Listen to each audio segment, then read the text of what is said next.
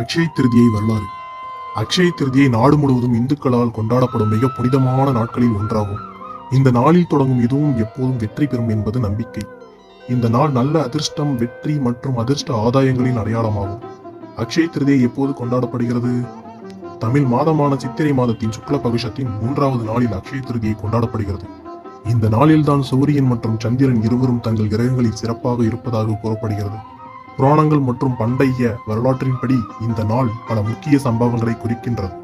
விநாயக பெருமானும் வேதவியாசரும் இதிகாசமான மகாபாரதத்தை இந்த நாளில்தான் எழுதினார்கள். இந்த நாள் விஷ்ணுவின் 6வது அவதாரமான பரசுராமனின் பிறந்த நாளாகவும் கொண்டாடப்படுகின்றது. இந்த நாளில்தான் அன்னபூரணி தேவி பிறந்தார். இந்த நாளில் கிருஷ்ணர் தனது உதவிக்காக வந்த தனது ஏழை நண்பரான சுதாமாவுக்கு செல்வத்தை, பண ஆதாயங்களையும் வழங்கினார். மகாபாரதத்தின்படி இந்த நாளில் கிருஷ்ணர் பாண்டவர்கள் வனவாசத்தில் இருந்தபோது அவர்களுக்கு அக்ஷய பாத்திரத்தை வழங்கினார். அவர்களை ஒருபோதும் பசியடைய செய்யாத வரம்பற்ற அளவிலான உணவை தொடர்ந்து உற்பத்தி செய்யும் இந்த கிண்ணத்தை அவர்களுக்கு அருளினார்.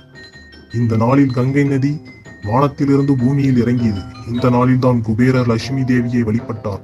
இதனால் கடவுளின் பொருளாளர் பதவி வழங்கப்பட்டது. விஷ்ணு பக்தர்கள் இந்த நாளில் விரதம் இருந்து கடவுளை வழிபடுகின்றனர்.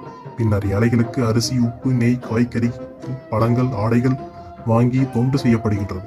விஷ்ணுவின் அடையாளமாக துளசி நீர் சுற்றிலும் தெளிக்கப்படுகின்றது.